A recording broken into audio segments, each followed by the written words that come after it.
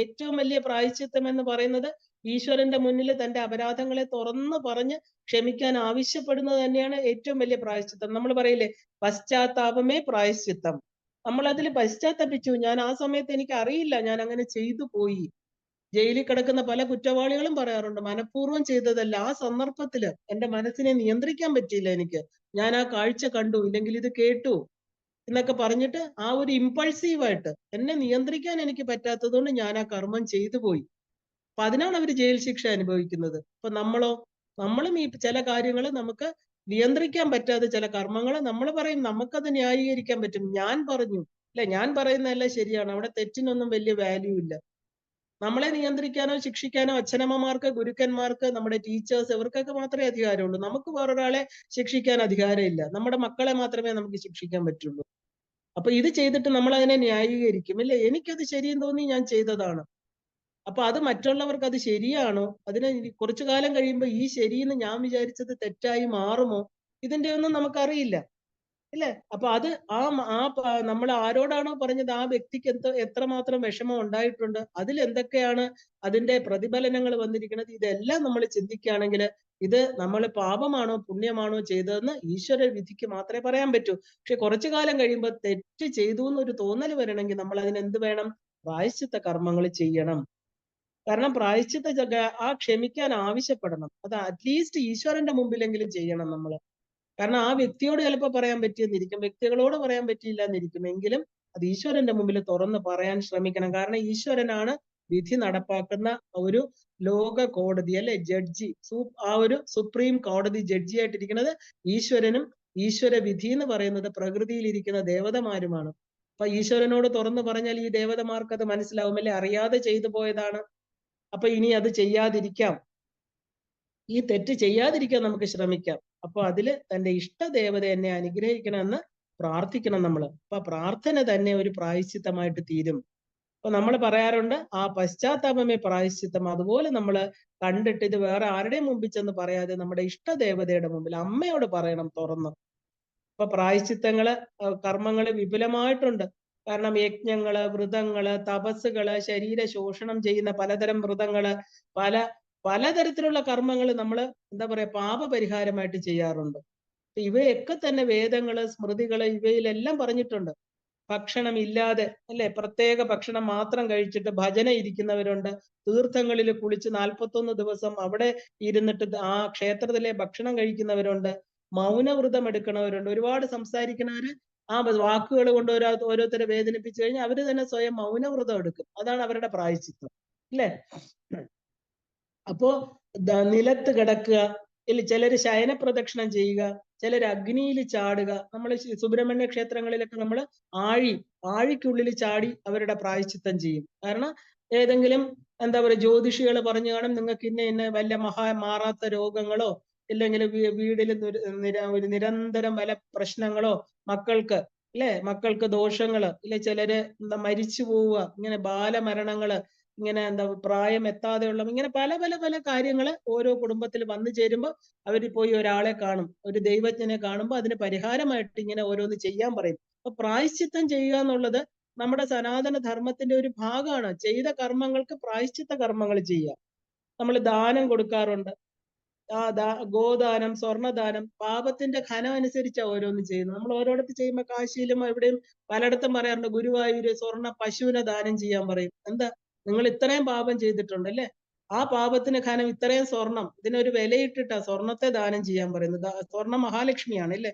അപ്പൊ നമ്മള് വേറൊരാളുടെ സ്വത്ത് തട്ടിപ്പറിച്ചിട്ടുണ്ടെങ്കിൽ, അന്യരുടെ സ്വത്ത് കൈക്കലാക്കിയിട്ടുണ്ടെങ്കിൽ, ഇതൊക്കെ അതുകൊണ്ട് നമുക്ക് നമ്മുടെ കുട്ടികളോ കുടുംബമോ നന്നാവുന്നില്ലെങ്കിൽ അവർ പറയും നിങ്ങൾ ഗോദാനം ചെയ്യൂ, സ്വർണത്തിൽ പശുവിനെ ദാനം ചെയ്യൂ എന്നൊക്കെ പറയും. ഈ കർമ്മങ്ങളെല്ലാം തന്നെ എന്താ, പ്രായശ്ചിത്ത കർമ്മങ്ങളാണ്. അപ്പൊ കഷ്ടകാലം ഉണ്ടാകുമ്പോൾ നമ്മൾ അസ്ട്രോളജേഴ്സിനെ പോയി കാണും, ജാതകങ്ങൾ പരിശോധിക്കും അല്ലെ. അപ്പൊ അവര് ജാതകം നോക്കിയിട്ട് ഇന്ന ദശാകാലമാണ്, ഇന്ന പാപകർമ്മങ്ങൾ നിങ്ങൾ ചെയ്തിട്ടുണ്ട് അല്ലെ, നിങ്ങളുടെ കുജൻ, നിങ്ങളുടെ 5ാം ഭാവം, കുട്ടികളുടെ ഭാവം, 4ാം ഭാവം സഹോദര സ്ഥാനം, 9ാം ഭാവം ഈശ്വരാനുഗ്രഹം, 11ാം ഭാവം, 10ാം ഭാവം, ഇങ്ങനെ ഓരോ ഭാവങ്ങൾ പറഞ്ഞിട്ട് ഇന്ന ഗ്രഹം നിൽക്കുന്നു, നിങ്ങള് പൂർവ്വജന്മത്തിൽ അനേകം കർമ്മങ്ങൾ, നിങ്ങൾ ദുഷ്കർമ്മങ്ങൾ എന്തൊക്കെയോ ചെയ്തിരിക്കുന്നു, കറക്റ്റായിട്ട് അവർ പറയും. നമുക്കറിയില്ല പൂർവ്വജന്മങ്ങളിൽ എന്താ ചെയ്തതെന്ന്. അല്ലെ? പിതൃശാപമുണ്ട്, മാതൃശാപമുണ്ട്, ഗുരുശാപമുണ്ട്, ഭ്രാതൃശാപമുണ്ട്, സഹോദര സഹോദരികള്, അല്ലെ? അന്യശാപമുണ്ട്. ഇതൊക്കെ പറയും. ഇത് ഒരിക്കലും മാറില്ല. നിങ്ങൾ ഇത് ചെയ്താൽ നിങ്ങൾക്ക് കുറച്ചെങ്കിലും അതിൽ നിന്ന് രക്ഷ നേടാം. അപ്പൊ ഈ പോകുന്ന ആൾ എന്താ ചെയ്യുക? നമ്മളെ വിഷമം, നമ്മുടെ കുടുംബത്തിൽ നമ്മുടെ കുഞ്ഞുങ്ങൾക്കും ബന്ധുക്കൾക്കും ഒക്കെ ഓരോ രോഗങ്ങൾ, മാറാ രോഗങ്ങൾ വന്ന് കഷ്ടപ്പെടുമ്പോഴൊക്കെ നമ്മൾ വിചാരിക്കും ഈ പ്രായശ്ചിത്തം ചെയ്യാമെന്ന്, അല്ലെ? കാരണം പൂർവജന്മ ഫലങ്ങള്, പ്രായശ്ചിത്ത കർമ്മങ്ങള് വിധിച്ചിരിക്കുന്നതെല്ലാം തന്നെ നമ്മൾ പറയാറുണ്ട്, പൂർവജന്മാർജിതം പാപം വ്യാധി രൂപേണ സംസ്ഥിത. വ്യാധികളായിട്ട് വരും. എത്ര വർഷങ്ങൾ ചിലർ സഫർ ചെയ്യാറുണ്ട് രോഗം വന്നിട്ട്, അല്ലെ? അപ്പൊ ഈ പ്രായശ്ചിത്ത കർമ്മങ്ങള് നമ്മുടെ വേദ ഉപനിഷത്തുകളില് നിശ്ചയിച്ച് വിധിച്ചിട്ടുണ്ട്. എന്താ അതിന്? ഈ എന്താ നമുക്ക് ആ ദോഷം വന്നു ചേരുമ്പോ നമ്മളെ സഫർ ചെയ്യാതിരിക്കാൻ. നമ്മൾ ദുഃഖം വരുമ്പോഴാണ് അതിന്റെ കാരണം അന്വേഷിച്ചു പോവുക, അല്ലെ? നമ്മൾ തെറ്റുകൾ പലതും ചെയ്തിട്ടുണ്ടായിരിക്കാം. ആ തെറ്റുകൾ ചെയ്തുകൊണ്ടേയിരിക്കുന്നു. ഇപ്പോഴും നമ്മൾ അറിയാതെ പലതും ചെയ്യുന്നുണ്ട്. അപ്പൊ പ്രായശ്ചിത്തങ്ങൾ ഒന്നും ചെയ്തിട്ടില്ലെങ്കിൽ അത് നമ്മളെ ഓർമ്മിപ്പിക്കാനാണ് ഈ ഓരോ ദുഃഖങ്ങൾ നമുക്ക് വന്നു ചേരുന്നത്. അപ്പോ നമുക്ക് ഈവൻ നമ്മുടെ ഉപാസനയിൽ മുമ്പോട്ട് പോയില്ലെങ്കിൽ നമ്മൾ എന്താ പറയുന്നത്? ഗുരുശാപം, ഗുരുപരമ്പരയുടെ ശാപമുണ്ട്. ഗുരുവിന്റെ അനുഗ്രഹം ഇല്ലാതെ നമുക്ക്, അതുകൊണ്ടാണ് ഗുരുപാദകമൊക്കെ നമ്മൾ പഠിക്കുക. നമുക്ക് ഗുരുക്കന്മാരുടെ അനുഗ്രഹം, എവിടെയെങ്കിലും ഏതെങ്കിലും ഗുരുവിനെ നമ്മൾ വേദനിപ്പിച്ചിട്ടുണ്ടോ? അവരെ മോശമായിട്ട് പറയും. ഏതെങ്കിലും ജന്മത്തിൽ ഉപാസന മതിയാക്കി വന്നിട്ടുണ്ടോ? ഒന്നും നമുക്കറിയില്ല. ആ ശാപങ്ങൾ ഈ ജന്മത്തിൽ എന്നെ അങ്ങോട്ട് മുമ്പോട്ട് കൊണ്ടുപോകുന്നില്ല എന്ന് പലരും പറയാറുണ്ട്. എത്രയോ പേര് അതിന് വേണ്ടിയിട്ട് പ്രായശ്ചിത്ത കർമ്മങ്ങൾ ചെയ്തിട്ടുണ്ട്, ചെയ്യാറുണ്ട്. ഇതിനെ ഓർമ്മിപ്പിക്കാനാണ് ദൈവജ്ഞന്മാര് അല്ലെങ്കിൽ ജ്യോതിഷികള്. ദൈവം എന്ന് പറഞ്ഞാൽ എന്താ? അദൃഷ്ടം അല്ലെങ്കിൽ വിധി എന്നൊക്കെ നമ്മൾ പറയും. ഇന്നാണ് ദൈവം എന്ന് പറഞ്ഞാൽ നമുക്ക് കാണാൻ പറ്റാത്ത ഒരു ശക്തി. അപ്പൊ വിധിയെ അറിയുന്നവർ എന്നാണ്, അല്ലെ? അപ്പോ അല്ലാതെ ഈശ്വര സാക്ഷാത്കാരം നേടിയവരെന്നല്ല. അവർക്ക് ഈ നമ്മുടെ ആ ഒരു അസ്ട്രോളജിക്കൽ ചാർട്ട് വെച്ചിട്ട്, നമ്മുടെ ഈ ഒരു ജാതകം വെച്ചിട്ട്, ഈ നവഗ്രഹങ്ങളുടെ സ്ഥാനം വെച്ചിട്ട് അവർ പറയുകയാണ്. അപ്പൊ ദൈവം എന്നതിന് നമ്മുടെ ഇതിനകത്ത് ഡെസ്റ്റിനി അല്ലെങ്കിൽ വിധി, ഫോർച്യൂൺസ് അല്ലെങ്കിൽ അനുഗ്രഹം, ഇത് ദൈവമാണ്, അല്ലെ? ഇതെല്ലാം നമുക്ക് തരുന്ന ആ അദൃശ്യ ശക്തിയാണ്. അതിനെയാണ് നമ്മൾ അദൃഷ്ടം. നമുക്ക് കാണാൻ കഴിയുന്ന ആ എന്താ പറയാ, ആ നമുക്ക് കാണാൻ കഴിയാത്ത ശക്തിയെ അവരുടെ ശാസ്ത്രത്തിലൂടെ, ജ്യോതിഷം എന്ന് പറയുന്നത് ആ എന്താ പറയാ, വേദാംഗത്തില് ജ്യോതിശാസ്ത്രം എന്ന് പറയുന്ന ഒരു അംഗമാണ്, അല്ലെ? വേദം, ആ നിരുക്തം, ഛന്ദസ് എന്നൊക്കെ പറഞ്ഞ പോലെ ഒരു ആ ഒരു ജ്യോതിർഗോളങ്ങളുടെ പൊസിഷൻ, 9 ഗ്രഹങ്ങളാണ് നമ്മുടെ ജാതകത്തിൽ നിൽക്കുന്ന പ്രധാനപ്പെട്ട നവഗ്രഹങ്ങൾ. രാഹു കേതു ഒക്കെ ഓക്കെ, അതിന്റെ കുഴപ്പമില്ല. ഇത് ഈ 9 ഗ്രഹങ്ങള്, അല്ലെ? തിങ്കൾ, ചൊവ്വ, ബുധൻ, വ്യാഴം എന്നൊക്കെ നമ്മൾ പറയുമ്പോൾ എന്താ? ഈ 9 ഗ്രഹങ്ങളും നമ്മുടെ ശരീരത്തിൽ ഈ പറയുന്ന ജനന സമയത്ത് ഉണ്ടായിരിക്കുന്നത് നമ്മുടെ ശരീരത്തിലുണ്ട്. ഇവരെല്ലാം തന്നെ അതിന്റെ അംശങ്ങളെല്ലാം ഉണ്ട്, അല്ലെ? തിങ്കളാഴ്ച തിങ്കൾ, ചൊവ്വ, ഇല്ലേ? ബുധൻ, വ്യാഴം, ജൂപ്പിറ്റർ, അല്ലെ? വെള്ളി എന്ന ശുക്രൻ, ഇങ്ങനെ പറയുന്ന എല്ലാ ഗ്രഹങ്ങളും നമ്മുടെ ശരീരത്തിലുണ്ട്. അപ്പൊ അവരുടെ സമയത്ത് നമുക്ക് ചില കഷ്ടകാലങ്ങൾ വന്നു ചേരുന്നത് അവര് ആ നവഗ്രഹങ്ങളുടെ അനുഗ്രഹം കൊണ്ട് നമ്മൾ ഈശ്വരന് പൂജ ചെയ്തുകൊണ്ട് മാറ്റണം. ഇല്ലെങ്കിൽ നമ്മൾ അത് അനുഭവിച്ച് തന്നെ തീരണം. അപ്പൊ നമ്മുടെ ഡെസ്റ്റിനി അല്ലെങ്കിൽ വിധി, ഫോർച്യൂൺസ് എല്ലാം എന്താ പറയാ, നിർണയിക്കുന്നത് ആരാണ്? ഈശ്വര ശക്തിയാണ്. അപ്പൊ ഈ ശാസ്ത്രത്തിലൂടെ, ജ്യോതിഷത്തിന്റെ കണ്ണിലൂടെ, ഇപ്പൊ വേദാംഗമാണ് ജ്യോതിഷം എന്ന് മനസ്സിലാക്കിക്കൊള്ളണം. കാരണം ഇത് വെറുതെ പറയുന്നതല്ല. അപ്പൊ സൂക്ഷ്മ തലത്തില് പൂർവജന്മ കർമ്മഫലങ്ങളെ ചിന്തിച്ച് അതിന് പ്രായശ്ചിത്തം ചെയ്യുന്നു. ഒരുപാട് നമ്മൾ കാശി പോയത് എന്തിനാ? പ്രായശ്ചിത്ത കർമ്മങ്ങൾ ചെയ്യാനാണ്. നാരായണ ബലി 21 തലമുറ, 7 തലമുറ, അവർക്ക് കൊടുക്കാതിരിക്കോ, ചെയ്യേണ്ടത് ചെയ്യാതിരിക്കോ, അല്ലെ? ആ കർമ്മങ്ങൾ എല്ലാത്തിനും പ്രായശ്ചിത്തം ചെയ്തതാണ്. നമ്മൾ ഇവിടെ ചെയ്യുന്ന മിക്കവാറും കർമ്മങ്ങൾ പ്രായശ്ചിത്ത കർമ്മങ്ങളാണ്. കാമ്യകർമ്മങ്ങൾ കുറവാണ്. ഇപ്പൊ മനുഷ്യനായിട്ട് ജനിക്കാൻ തന്നെ കാരണം എന്താ? നമ്മൾ ഈ സത്യങ്ങളെ അറിയാത്തത് കൊണ്ട്, അല്ലെ? പുണ്യ പാപങ്ങള് ഈക്വലൈസ് ചെയ്യുമ്പോഴാണ് മനുഷ്യ ജന്മം കിട്ടുക. അപ്പൊ വീണ്ടും ഈ ജന്മം എടുത്തിട്ട് പുണ്യം കുറയും പാപം കൂടുകയും ചെയ്യുമ്പോൾ വീണ്ടും മനുഷ്യ ജന്മം എടുത്ത് നമ്മൾ ഇത് അനുഭവിക്കേണ്ടതായിട്ട് വരുന്നു. അപ്പൊ ഇതിന്റെ സൂക്ഷ്മതലത്തില് പൂർവകർമ്മ ഫലമാണ്. അതിന് പ്രായശ്ചിത്തം നമ്മൾ ചെയ്യണം. അപ്പൊ ജ്യോതിഷം എന്നുള്ള ഒരു ഉപാസന എടുത്തിട്ടുള്ള മഹാത്മാക്കൾ തീർച്ചയായിട്ടും നമുക്ക് വിശ്വസിക്കാം. കാരണം അവര് പണത്തിന് വേണ്ടിയിട്ടല്ല. പണ്ടത്തെ കാലത്ത് അങ്ങനെയാണ്, അല്ലെ? നമുക്ക് ആ ഒരു സൂര്യകാലടി, മന എന്നൊക്കെ പറയുമ്പോൾ തന്നെ നമുക്കറിയാം. അതുപോലെ തന്നെ അത്രയും ഉയർന്ന അസ്ട്രോളജിക്കലി പണത്തിന് വേണ്ടിയിട്ടല്ലാതെ നമുക്ക് ജനന സമയം പോലും പറയണ്ട. ജസ്റ്റ് നാള് പറയുമ്പോൾ തന്നെ ഗർഭാധാനം മുതല് മരണം വരെയുള്ള സകല കാര്യങ്ങളും പറയുന്ന പൂർവികർ നമുക്കുണ്ടായിരുന്നു. ഈ കേരളത്തിൽ തന്നെ ഉണ്ടായിരുന്നു. അപ്പൊ അത് നമുക്ക് വിശ്വസിക്കാം, അതനുസരിക്കുകയും ചെയ്യാം. ഇന്ന് ഇതിനെ ഒരു കച്ചവടമാക്കിക്കൊണ്ട് നടത്തുന്നവരാണ് കൂടുതൽ അല്ലേ? എല്ലാ തരത്തിലുള്ള ആൾക്കാരും എല്ലാ രംഗത്തും ഉണ്ട്. അപ്പൊ അങ്ങനെ ചെയ്യേണ്ടത് ചെയ്യാതെ ചെയ്യരുതാത്തത് ചെയ്തത് കൊണ്ട് അതിനെ അപരാധമായി കണ്ട് പ്രായശ്ചിത്തം ചെയ്യുകയാണ് ഈ ശ്ലോകങ്ങളിൽ കൂടെ അല്ലെ? ഏറ്റവും വലുത് എന്താ? പശ്ചാത്താപമാണെന്ന് നമ്മൾ കണ്ടു. അത് ഈശ്വരനോട് ചെയ്ത പശ്ചാത്താപം, നമ്മുടെ അമ്മയോട് ജഗദംബികയോട് ചെയ്തത്. അമ്മയ്ക്ക് മാത്രമേ ഇതൊക്കെ കേട്ടാൽ, ഒരു സാധാരണ അച്ഛന്മാർക്കൊക്കെ ചെന്ന് എത്ര പ്രായശ്ചിത്ത നമ്മൾ എന്തെങ്കിലും ക്ഷമ ചോദിച്ചാൽ, മാർക്കൊക്കെ കുറഞ്ഞു, അച്ഛനോട് ചെന്നിട്ട് പറയും അച്ഛൻ എനിക്ക് കുറഞ്ഞു, നമ്മൾ അച്ഛനോട് പറയാൻ തന്നെ ഭയമാണ് അല്ലേ? അതേസമയം ആദ്യം ആരോടാ പറയുന്നത്? അമ്മയോടാ. അമ്മയ്ക്കാണ് കരുണയുള്ളത്, അമ്മയ്ക്കാണ് സ്നേഹമുള്ളത് അല്ലെ, അലിവുള്ളത്. അമ്മയാണ് ഇത് അച്ഛനോട് പറയുക സാധാരണ രീതിയിൽ.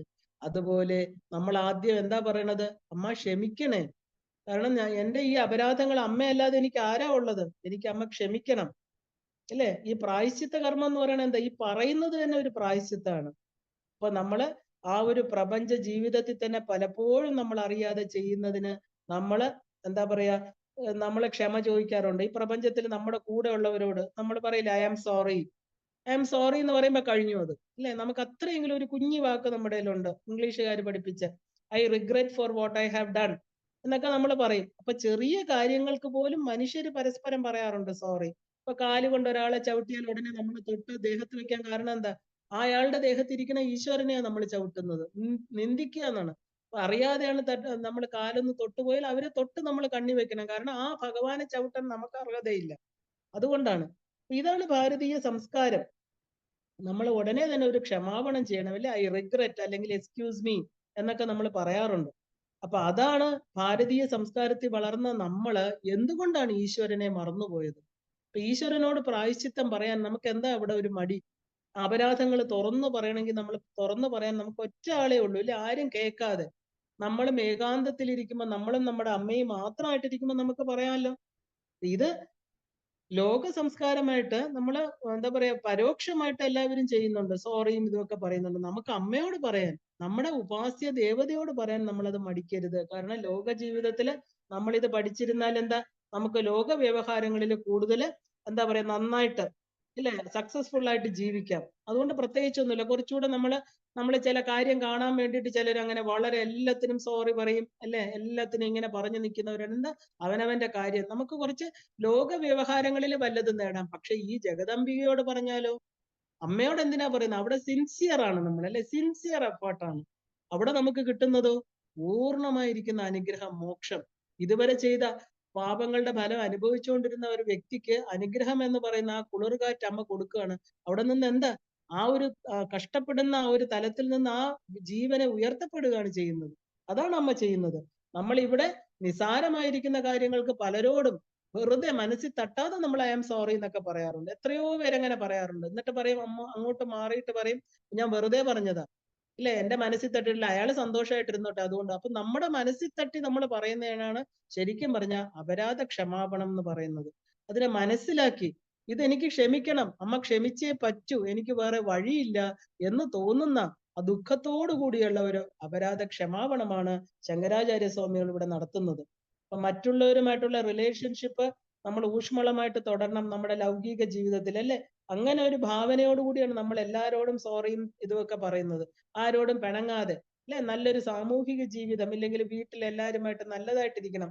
നമ്മൾ പറയും അയ്യോ എന്തോ ഒരു നല്ല മനുഷ്യനാ, എന്തൊരു നല്ല വ്യക്തിയാ, എല്ലാരോടും ക്ഷമ പറയാ, സോറി സോറി സോറി അല്ലെ. അപ്പൊ എപ്പോഴും നമ്മൾ അങ്ങനെ പറഞ്ഞ തെറ്റ് ചെയ്താൽ അത് നമ്മൾ റിഗ്രറ്റ് ചെയ്യണം. ഓക്കെ, അപ്പൊ തെറ്റ് ചെയ്തു എന്ന് പറഞ്ഞിട്ട് അത് നമ്മൾ റിയലൈസ് ചെയ്തിട്ട് വേണം അതിന് സോറി പറയാൻ അല്ലെ. മാത്രമല്ല, അത് റിയലൈസ് ചെയ്തിട്ട് അത് അക്സെപ്റ്റ് ചെയ്യാനുള്ള തന്റെ ഇടം, ആ തന്റെ ഇടം നമുക്ക് ഉണ്ടായിരിക്കണം. എക്സ്പ്രസ് ചെയ്യാൻ, ഞാനിത് ചെയ്തു, ചെയ്യാതെ സോറി പറയണ്ട, ചെയ്തു എന്ന് പറഞ്ഞിട്ട് അത് അക്സെപ്റ്റ് ചെയ്ത് നമുക്ക് പറയാനുള്ള ഒരു തന്റെ ഇടം ഓരോ ദേവി ഉപാസകനും വേണം. അപ്പൊ തെറ്റ് ചെയ്തത് ആ സ്വയം റെക്കഗ്നൈസ് ചെയ്തെങ്കിൽ മാത്രമേ ഉള്ളിൽ നിന്നുള്ള ഒരു അപരാധം നമുക്ക് തിരിച്ച് സോറി പറയാൻ പറ്റുള്ളൂ. അപ്പൊ വിനയം വേണം, അഹങ്കാരം കൊണ്ട് അത് പറയാതിരിക്കരുത്.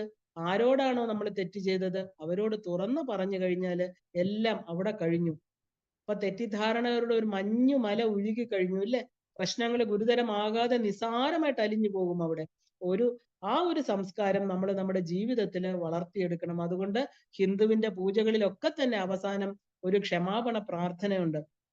ശിവമാനസ പൂജയിൽ അവസാനം നമ്മൾ എന്താ പറയുന്നത്? കരചരണം കരചരണകൃതം വാ കായജം കർമ്മജം വാ ശ്രവണനയനജം വാ മാനസം വാ അപരാധം വിധിവിഹിതം അവിഹിതം വാ സർവമേ തത് ക്ഷമസ്വ ജയ ജയ കരുണാബ്ദേ ശ്രീ മഹാദേവ ശംഭോ. അപ്പൊ നമ്മൾ മഹാദേവന്റെ അടുത്ത് പറയണല്ലേ, എന്റെ കർമ്മങ്ങൾ കൊണ്ട്, ശരീരം കൊണ്ട്, ശ്രവണം കൊണ്ട്, നയനം കൊണ്ട് ഇങ്ങനെ ചെയ്ത എല്ലാം എന്നോടത്ത് ക്ഷമിക്കണേ ഭഗവാനെ. ഈ പൂജയിൽ തെറ്റുകുറ്റങ്ങൾ വന്നിട്ടുണ്ടെങ്കിൽ ക്ഷമിക്കണേ. അതുപോലെ വിഷ്ണു പൂജയാണെങ്കിൽ എന്താ പറയണം നമ്മള്? കായേന വാച മനസേന്ദ്രിയർവ ബുദ്ധ്യാത്മനാവ പ്രകൃതി സ്വഭാവ കരോമി യദ്യത് സകലം പരസ്മൈ നാരായണായതി സമർപ്പയാമി.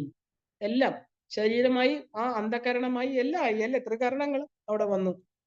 ദേവിയോടാണെങ്കിലോ ജഗദംബികായതി സമർപ്പയാമി. അങ്ങനെ ഓരോ ദേവതാ സങ്കല്പത്തിലും നമ്മൾ പൂജയുടെ അവസാനം നമ്മള് ആ ഒരു വേളയില്, അതായത് അതാത് ദേവന്മാരോട് ക്ഷമാപണം ചെയ്യും. അപ്പോ ഇത് ചെയ്യുന്നതുകൊണ്ട് എന്താ പ്രയോജനം? എന്റെ ഈ ത്രികരണം, അതായത് 3 കരണങ്ങൾ കൊണ്ടുള്ള അപരാധങ്ങള് അമ്മ ക്ഷമിക്കണേ. അപ്പൊ ഇതുപോലെ ദേവി പൂജകളില്, ദേവി ഉപാസനയില്, പ്രത്യേകിച്ച് പൂജാതകളിൽ വന്നിട്ടുള്ള തെറ്റുകുറ്റങ്ങള്, മന്ത്രലോപം, ക്രിയാലോപം, തന്ത്രലോപം, ദ്രവ്യലോപം, ഇവയെല്ലാം തന്നെ ഈ കുറവുകൾക്ക്, ഈ ഡെഫിഷ്യൻസി അല്ലെങ്കിൽ ഈ ന്യൂനതകൾക്ക്, കുറവുകൾക്ക് ഒരു ക്ഷമാപണം നമ്മൾ ചെയ്യണം. കാരണം ഇത് വൈദിക പ്രാർത്ഥനകളിലുണ്ട്. ഈ ദേവി അപരാധ ക്ഷമാപണ സ്തോത്രം മൊത്തത്തിൽ തന്നെ എന്താ പറയാ, നമ്മുടെ ഒരു അവതാളത്തിലായ ജീവിതം, അതായത് വഴിവിട്ടുപോയ സന്ദർഭങ്ങൾ, നമ്മൾ ചെയ്യരുതാത്തത് ചെയ്തു പോയി, അപ്പോ പലതും ചെയ്യേണ്ടത് ചെയ്തിട്ടുമില്ല. അപ്പൊ ഇത് രണ്ടും ചെയ്യുമ്പോൾ ഇതിനെയാണ് നമ്മൾ അപരാധങ്ങൾ എന്ന് പറയണത്. അപ്പൊ ഇതെല്ലാം തന്നെ എന്ത് വേണം? ഒരു ജീവിതം മുഴുവനും കറക്റ്റ് ചെയ്യണം. എനിക്കിത് ശരിയാക്കണം. കാരണം എനിക്ക് ശരീരം ഉള്ളപ്പോഴും, എനിക്ക് വാക്കുള്ളപ്പോഴേ എനിക്ക് പറയാൻ പറ്റൂ അല്ലേ? കറക്റ്റ് ചെയ്യാനുള്ള ഒരു പ്രാർത്ഥനയായിട്ട് വേണം ഇവിടെ നമ്മൾ ഈ ദേവി അപരാധ ക്ഷമാപണ സ്തോത്രത്തെ കാണാൻ. കാരണം ആചാര്യ ഭഗവത് പാദർ ഈ ഉദ്ദേശത്തോടു കൂടിയാണ് ഇത് രചിച്ചിരിക്കുന്നത്.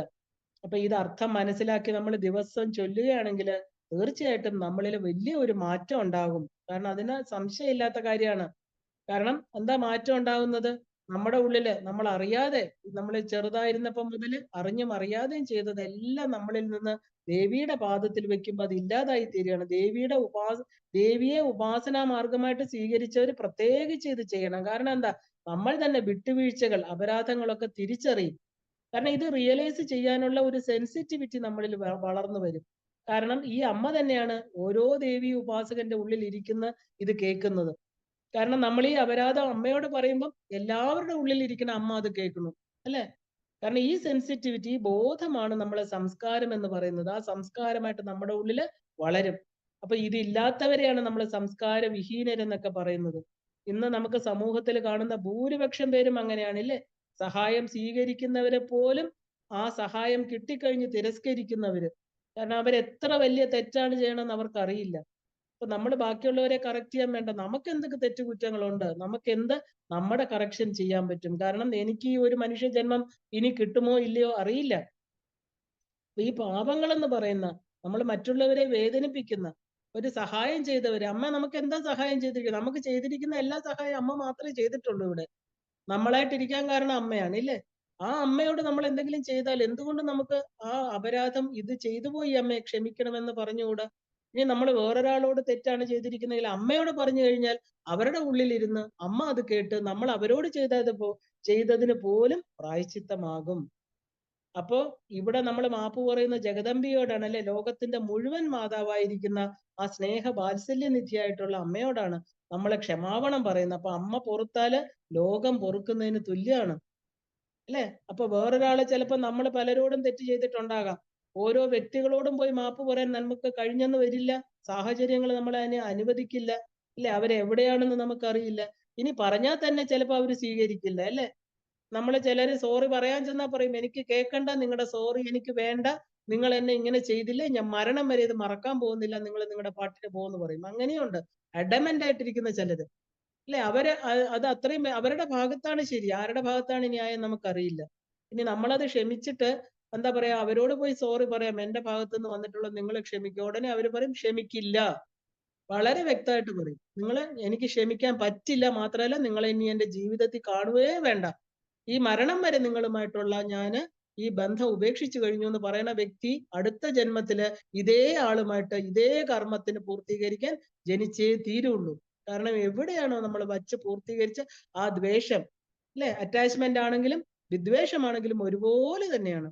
രണ്ടും നമ്മൾ ജന്മത്തിന് കാരണം. ഓവർ അറ്റാച്ച്ഡ് ആയിട്ടിരിക്കുന്നവരെ ആ അറ്റാച്ച്മെന്റ് കളയാനായിട്ട് അവര് നമ്മുടെ വിരുദ്ധ ശക്തിയായിട്ട് അടുത്ത ജന്മത്തിൽ വന്നു ചേരും. അപ്പൊ അതുപോലെ തന്നെയാണ് നമ്മൾ ഈ പറഞ്ഞ ദേഷ്യം വെച്ചിട്ട് ശരീരം വിട്ടുപോകുന്നവര്. ഈ ദേഷ്യം തീർക്കാൻ വേറെ പുതിയ കുപ്പായം ഇട്ട് മനുഷ്യ ശരീരം തന്നെ സ്വീകരിച്ച് വരണം, എന്നാലല്ലേ ഇത് പറഞ്ഞു തീർക്കാൻ പറ്റൂ. നമുക്കറിയില്ലേ, ചിലരൊക്കെ ഒരു കാരണമില്ലാതെ നമ്മളോട് ദേഷ്യമാണ്, എന്തിനാണെന്ന് നമുക്കറിയത്തില്ല. അപ്പൊ അതുപോലെ എന്തെങ്കിലും പൂർവ്വജന്മത്തിൽ ചെയ്തിട്ട് അത് ക്ഷമിക്കാത്തവരാവാം, നമുക്കറിയില്ല. വന്നു പോകുന്നു നമ്മുടെ ജീവിതത്തിൽ, അല്ലെ, പാന്തർ പെരുവഴി അമ്പലം തന്നിലെ താന്തരായി കൂടി വിയോഗം വരും പോലെ നമ്മൾ വരണു. ഈ ജീവിതമാകുന്ന കൂട്ടില് പലരെയും കാണുന്നു, ഇവിടെ ജീവിക്കുന്നു, ഭർത്താവ്, മക്കള്, കുട്ടികള്, ബന്ധുക്കള്, ഇങ്ങനെ പലരും വന്നു ചേരണു. പലരുമായിട്ട് പല കർമ്മങ്ങള്, കുറച്ചു പേര് നമ്മുടെ കൂടെ നിൽക്കണു, കുറച്ചു പേര് നമ്മളെ വിട്ടുപോകുന്നു. എന്ന് നിൽക്കെന്ന് പറഞ്ഞ് പ്രോമിസ് ചെയ്തവര് നാളെ വിട്ടുപോകുന്നു, അല്ലെ. എന്നാൽ നമ്മളെ സ്നേഹിക്കൂല എന്ന് വിചാരിച്ചവര് സ്നേഹിക്കണു. എന്താണ് വിചിത്രമാണ് ലോകം എന്ന് പറയുന്നത്. അപ്പോ ആ ഒരു വിചിത്ര ലോകത്തില് നമുക്ക് ചെയ്യാവുന്നത് എന്താ? അവര് അക്സെപ്റ്റ് ചെയ്തില്ലെങ്കിൽ വേണ്ട, പോട്ടെ, നമുക്ക് അമ്മയോട് പറയാമല്ലോ. അമ്മയല്ലേ അവരുടെ ഉള്ളിലിരിക്കുന്ന അമ്മ. അവരോട് എനിക്ക് ഒരു ദേഷ്യവും, എന്നോട് ക്ഷമിക്കണം അമ്മ. അത് അമ്മയുടെ പാദത്തിൽ നമ്മൾ വെച്ചിട്ട് അവരുടെ ഉള്ളിലിരിക്കുന്ന അമ്മ അത് വേണ്ടതുപോലെ ചെയ്തോളും. പക്ഷെ നമുക്ക് നമ്മുടെ ആ ഒരു ഗ്രാറ്റിറ്റ്യൂഡ്, നമ്മുടെ ആറ്റിറ്റ്യൂഡ് മാറ്റി ഗ്രാറ്റിറ്റ്യൂഡ് ആക്കാം. നമുക്ക് അവരോടുള്ള ദേഷ്യം കഴിഞ്ഞു. നമ്മുടെ ഇതുപോലെ ദേഷ്യമുള്ളവരുടെ എല്ലാം തന്നെ നമ്മൾ അമ്മയുടെ പാദത്തിൽ കൊണ്ടുവയ്ക്കണം. അതുപോലെ അറ്റാച്ച്ഡ് ആയിട്ടുള്ളവരെല്ലാം അമ്മയുടെ പാദത്തിൽ കൊണ്ടുവയ്ക്കണം. കാരണം ആ ഒരു അട്രാക്ഷൻ ആൻഡ് റിപ്പൾഷൻ അമ്മയുടെ കയ്യിലായിരിക്കുന്നത്. അമ്മ വേണ്ടത് ചെയ്തോളും. നമുക്ക് അവിടെ സമർപ്പിക്കാൻ മാത്രം നമ്മൾ ചെയ്താൽ മതി. അപ്പോ നമ്മൾ എന്താ വേണ്ടത്? ചിലർക്ക് നമ്മൾ സോറി എന്ന് പറഞ്ഞാൽ പോലും മനസ്സിലാവില്ല. കൊച്ചു കുട്ടികളോട് നമ്മൾ എപ്പോഴും സോറി സോറി എന്ന് പറയാറുണ്ട്. കൊച്ചു കുട്ടികൾക്ക് നമ്മൾ എന്താ പറയാ, അവരെ കറക്ഷന് നല്ല അടിയൊക്കെ കൊടുക്കും. എന്നിട്ട് കുട്ടി ഞാൻ അടിച്ചു മോളെ, സോറി തരൂ സോറി തരൂ, നമ്മൾ കൊച്ചു കുട്ടികളോട് പറയുമോ? പറയില്ല. നമ്മൾ എന്തിനാ അടി കൊടുക്കുന്നത്? നന്നാവാൻ തന്നെയാണ്. അപ്പൊ അമ്മ ചെയ്യുന്ന പല കാര്യങ്ങൾക്കും അതിന് റീസൺ ഉണ്ട്. കാരണം എപ്പോഴും നമ്മൾ സോറി പറഞ്ഞുകൊണ്ടിരിക്കുക, കുട്ടി വിചാരിക്കും എന്താ, എപ്പോഴും തെറ്റ് ചെയ്യാം, നമുക്ക് സോറി പറഞ്ഞാൽ മതി. അപ്പൊ അമ്മ എന്താ ഇങ്ങനെ എപ്പോഴും തെറ്റ് ചെയ്തിട്ട് സോറി പറയുന്നത്? ഞാനും കുറെ തെറ്റ് ചെയ്യാം, തെറ്റ് ചെയ്താൽ ഉടനെ സോറി. അപ്പൊ അത് നമുക്കൊരു അങ്ങനെ കാണിച്ചു കൊടുക്കാൻ പറ്റില്ല. കുട്ടികളോടൊക്കെ നമ്മൾ സോറി പറയേണ്ട ആവശ്യമില്ല. കാരണം അതൊരു അമ്മയ്ക്ക് ചെയ്യണം, കറക്ഷൻ ആണത്. അതുപോലെ നമ്മൾ എല്ലാവരോടും പിറകെ നടന്ന് സോറി പറയണം എന്നല്ല. സോറി പറയേണ്ട ഒരാളുണ്ട്. ആരാ? എല്ലാവരുടെയും ഉള്ളിൽ ആത്മാവായിട്ടിരിക്കുന്ന ജഗദംബിക അമ്മയോട് സോറി പറഞ്ഞാൽ മതി. അപ്പോ അതിന്റെ ഗൗരവം ഇല്ലാതാവുന്ന, അത് അറിയാത്തവരോട് നമ്മൾ പറയാൻ പോണ്ട. കാരണം പറഞ്ഞിട്ട് കാര്യമില്ല. അവരത് വെച്ചോണ്ടിരുന്നോട്ടെ. നമ്മുടെ നല്ല നല്ല നല്ല ശീലങ്ങൾ, അല്ലെ, നല്ല സാധനങ്ങൾ കയ്യിലിരുന്ന രത്നം പോലെയുള്ളത് നമ്മുടെ കയ്യിൽ വെക്കാം. അതേസമയം ഒരു ദിവസം കൊണ്ട് ചീഞ്ഞളിഞ്ഞ് നാറുന്ന സാധനങ്ങൾ നമ്മുടെ കയ്യിൽ വെച്ചാലോ നമുക്ക് ദുർഗന്ധം ഉണ്ടാവും. നമ്മുടെ മനസ്സ് കുട്ടയല്ല, അഴുക്ക് സാധനങ്ങൾ ഇട്ട് വെക്കേണ്ടല്ല. അവിടെ അമ്മ ഇരിക്കുക. ആ ഹൃദയ ഗുഹയിൽ ജഗദംബികയാണ് ഇരിക്കുന്നത്. അവിടെ ഒരു അളിഞ്ഞ നാറ്റവും വരാൻ പാടില്ല, അല്ലെ. അവിടെ നമ്മൾ എന്താ പറയാ, ദേവിക്ക് ഏറ്റവും ഇഷ്ടമുള്ള ആ എന്താ പറയാ നല്ല സുഗന്ധമുള്ള ചാമ്പ്രാണിയാണ് നമ്മൾ അമ്മയ്ക്ക് പുകയ്ക്കുന്നത്. അവിടെ നമ്മുടെ സ്നേഹമാകുന്ന, എല്ലാരോടും ക്ഷമിക്കാനുള്ള ഒരു മനസ്സ്, എല്ലാരോടും ഉള്ള കരുണ, അത് അമ്മയോട് ചെയ്യാമല്ലോ. അപ്പൊ ആ അഴുക്ക് നമ്മുടെ മനസ്സിൽ നിന്ന് വിട്ടുപോയി, ഇല്ല. അമ്മയുടെ പാദത്തിൽ വെച്ച് കഴിഞ്ഞു. അമ്മ എന്താന്ന് വെച്ചാൽ ചെയ്യൂ, എനിക്ക് അവരോട് ദേഷ്യമൊന്നുമില്ല. അമ്മ തന്നെ ഒരു തീരുമാനം എടുക്കൂ എന്ന് പറഞ്ഞ് ചെയ്യണം. അപ്പൊ എന്തായി, നമുക്ക് ആ ഒരു ചെയ്ത പാപത്തിന്റെ കർമ്മഫലങ്ങൾ വന്നു ചേരില്ല. ഗുരുക്കന്മാര് ശിഷ്യന്മാരോട് എപ്പോഴും സോറി പറയേണ്ട ആവശ്യമില്ല. എന്താ, ശിഷ്യന്മാര് ഗുരു എപ്പോഴും പിറകെ നടന്ന് സോറി പറഞ്ഞുകൊണ്ടിരുന്നാൽ എന്താ സംഭവിക്കുക? അപ്പൊ അവരെപ്പോഴും തെറ്റ് ചെയ്യുന്നു, സോറി പറയുന്നു. ഗുരുക്കന്മാര് ശാസിക്കാനുള്ളവരാണ്. ശാസ്ത്രം എന്താ, ശാസിച്ചു നൽകേണ്ടതാണ്. അപ്പൊ അതിലെന്തെങ്കിലും കാര്യം കാണും, അത് സ്വീകരിക്കേണ്ടത് എന്താ, ശിഷ്യന്മാരുടെ കടമയാണ്. വിവരമുള്ളവർക്ക് അത് മനസ്സിലാവും, അല്ലെ. വിവരമില്ലാത്തവരാണ് ഇന്ന് സമൂഹത്തിൽ ഭൂരിപക്ഷം, അല്ലെ. അപ്പൊ എല്ലാവരും എന്താ പറയാ, എല്ലാ സമയത്തും നമുക്ക് വ്യക്തികളോട് പറയാൻ സാധിച്ചില്ലെങ്കിൽ നമുക്ക് ഈശ്വരനോട് പറയാം എന്നാണ് ശങ്കര ഭഗവത്പാദർ നമുക്ക് പറഞ്ഞു തരുന്നത്. ഈശ്വരനോട് നമ്മൾ പറയേണ്ടത് അത് എത്തേണ്ടടുത്ത് എത്തിക്കോളും. അപ്പോ ആ കണക്ഷൻ അവിടെയാണ്, അല്ലെ. ആ ഒരു മാലയില് ആ അദൃശ്യമായിരിക്കുന്ന നൂലാണ് അമ്മ, അല്ലെ. മത്ത പരതരം നാന്യത്, നമ്മളെപ്പോ എല്ലാ ജീവനുകളെയും കോർത്തിരിക്കുന്ന നൂല് അമ്മയുടെ കഴുത്തിൽ ഹാരമായിട്ട് അണിഞ്ഞിരിക്കുകയാണ്. അമ്മ കേട്ടാ മതി, അല്ലെ. നമ്മുടെ തെറ്റുകുറ്റങ്ങൾ അമ്മ ക്ഷമിച്ചോളും, അത് മതി. വേറൊരാളുടെ വായിൽ നമ്മൾ കേൾക്കാൻ കാത്തിരിക്കേണ്ട. കേൾക്കേണ്ടവര് കേൾക്കും. അതിൽ അവരുടെ ഉള്ളിലും അപ്പോൾ മാറ്റം ഉണ്ടാകും. ഈ സംസ്കാരം നമ്മൾ വളർത്തിയെടുക്കണം. അപ്പോൾ ദേവിയോട് ചെയ്യുന്ന അപരാധ ക്ഷമാപണ സ്തോത്രം എന്ന് പറഞ്ഞാല്, അപരാധ ക്ഷമാപണം എന്ന് പറഞ്ഞാൽ ഒരു സ്തോത്ര രൂപത്തില് ആചാര്യസ്വാമികൾ നമുക്ക് തന്നിരിക്കുകയാണ്. ദേവിയെ മുന്നിൽ നിർത്തിയിട്ടാണ് ഇത് പറയുന്നത്. അല്ലെ, അമ്മയുടെ മുന്നിൽ സമർപ്പിക്കണു, അമ്മയുടെ പാദത്തിൽ സമർപ്പിക്കണു, അമ്മ ഇത് കേൾക്കണേ. എന്താണ് അപ്പൊ അതുകൊണ്ടാണ് അങ്ങനെ പറയുന്നത്. എന്താണ്? പരം ജാനേ മാതസ് തത് അനുസരണം ക്ലേശഹരണം. അവിടെ ആദ്യ ശ്ലോകത്തിൽ തന്നെ ശങ്കര ഭഗവത്പാദർ താൻ ദേവിയെ ഉപാസന ചെയ്യേണ്ട രീതിയിൽ വന്ന തെറ്റുകുറ്റങ്ങളാ പറയുന്നത്. അമ്മ, ആ ഉപാസന ചെയ്യേണ്ട രീതിയിൽ ഒന്നും ഞാൻ ചെയ്തില്ല. എത്രയോ ശാസ്ത്രങ്ങൾ ദേവി ഉപാസനയ്ക്കായിട്ടുണ്ട്, അല്ലെ? അതൊന്നും ഞാൻ അന്വേഷിച്ചില്ല, പഠിച്ചില്ല, ഇതുവരെ ഒന്നും ചെയ്തിട്ടില്ല. അപ്പൊ ശാക്തേയ തന്ത്രങ്ങള് സമുദ്രം പോലെ കിടപ്പുണ്ട്, അല്ലെ? മഹാദേവൻ 64 തന്ത്രങ്ങളാണ് ദേവി ഉപാസനയ്ക്കായിട്ട് രചിച്ചിട്ടുള്ളത്. സൗന്ദര്യലഹരിയിൽ പറയുന്നുണ്ടത്. അതാണ് ഇവിടെ പറയുന്നത്. ന മന്ത്രം നോ യന്ത്രം തദപി ച ജാനേ. അതെ, ന മന്ത്രം നോ യന്ത്രം എന്ന് പറഞ്ഞാൽ എനിക്ക് മന്ത്രങ്ങൾ, അമ്മയുടെ ഒരു മന്ത്രവും എനിക്കറിയത്തില്ല. നോ യന്ത്രം, അമ്മയുടെ യന്ത്രം ഞാൻ കണ്ടിട്ടേ ഇല്ല. തദപി ചന ജാനേ സ്തുതി മഹോ. എന്താണ് ആ ഒരു എന്താ മന്ത്രവും യന്ത്രവും അറിഞ്ഞില്ല. ന ജാനെ, എനിക്ക് അറിയില്ല. സ്തുതി മഹോ അഹം ന ജാനെ, എനിക്ക് അറിയുന്നില്ല. എന്താണ്? I don't know. വളരെ ക്ലിയർ ആയിട്ട് പറയണം, എനിക്ക് അറിയില്ല. എന്തൊക്കെ അറിയില്ല? മന്ത്രം എനിക്കറിയില്ല. മന്ത്രം ന ജാനെ, സ്തുതി ന ജാനെ, യന്ത്രം ന ജാനെ. ദേവിയെ ഉപാസിക്കാനുള്ള മന്ത്രങ്ങൾ അനേകമുണ്ട്. വൈദിക മന്ത്രങ്ങളുണ്ട്, ദുർഗാസൂക്തം, ശ്രീസൂക്തം, മേധാസൂക്തം തുടങ്ങിയ അനേക സൂക്തങ്ങളുണ്ട്. ദേവിയുടെ മന്ത്ര സമാനമായിട്ടുള്ള സ്തോത്രങ്ങളുണ്ട്. ഇല്ലെങ്കിൽ ഇനി അനേക താന്ത്രികമായില്ലെങ്കിൽ വൈദിക മന്ത്രങ്ങളുണ്ട്, താന്ത്രിക മന്ത്രങ്ങളുണ്ട്, ഇല്ലേ? അവാക്ഷരി മന്ത്രം, ബാലാമന്ത്രം തുടങ്ങി വിശിഷ്ടമായിട്ടുള്ള പഞ്ചദശി വരെയുള്ള ശ്രീവിദ്യാ മന്ത്രം വരെ ഉണ്ട്. അമ്മ, എനിക്കിതൊന്നും അറിയില്ല, ഞാൻ ഇതൊന്നും അന്വേഷിച്ചു പോയില്ല. ശ്രീവിദ്യാ മന്ത്രമാണ് ഏറ്റവും ഉയർന്ന മന്ത്രം ദേവിയുടെ, അല്ലെ? അവിടെ എത്താൻ അനേക മന്ത്രങ്ങൾ ജപിച്ച് ഉപാസിക്കണം. പക്വത നേടി ഹൃദയശുദ്ധി നേടിയവർക്ക് മാത്രമേ ഗുരുക്കന്മാർ പഞ്ചദശി കൊടുക്കാറുള്ളൂ. അപ്പൊ ഇതിനെ എന്താ പറയാ, ഈ 15 അക്ഷരം കിട്ടുന്നതിന് മുമ്പേ തന്നെ താഴെയുള്ള പല മന്ത്രങ്ങളും ജപ പുരസ്ചരണങ്ങൾ ചെയ്തിരിക്കണം. ആ ഒരു പരമ്പര നിഷ്കർഷിച്ചിട്ടുണ്ട് അതെല്ലാം തന്നെ. അപ്പൊ ആദ്യമായിട്ട് ഒരു ഗുരുവിനെ സമീപിച്ച് ഉപാസനാ മാർഗത്തിൽ പ്രവേശിച്ചാൽ ആദ്യം ബാലാമന്ത്രം കിട്ടും. അതിന്റെ ആ പുരസ്ചരണങ്ങളൊക്കെ ചെയ്ത് ഉപാസിച്ചിട്ട് സിദ്ധി വന്നാൽ മാത്രം, ഗുരുവിന് ബോധ്യം വന്നതിന് ശേഷം മാത്രമാണ് ശ്രീവിദ്യയാകുന്ന പഞ്ചദശാക്ഷരി കൊടുക്കുകയുള്ളൂ. അപ്പൊ ഇത് അനുഷ്ഠിക്കുമെന്ന് ഉറപ്പുള്ളവർക്ക് മാത്രമേ ഉപദേശം കൊടുക്കാറുള്ളൂ, അല്ലെ? അപ്പൊ അങ്ങനെയുള്ള കാര്യങ്ങളില് ഒന്നും എനിക്ക് ഇതുവരെ ശ്രദ്ധ ഉണ്ടായിട്ടില്ല. ഇങ്ങനെയൊക്കെ ഉണ്ട്, അതുപോലും എനിക്ക് അറിയില്ല. അതുകൊണ്ട് ദേവീ മന്ത്രങ്ങൾ ഒന്നും എനിക്കറിയില്ല, പഠിക്കാൻ ശ്രമിച്ചിട്ടുമില്ല.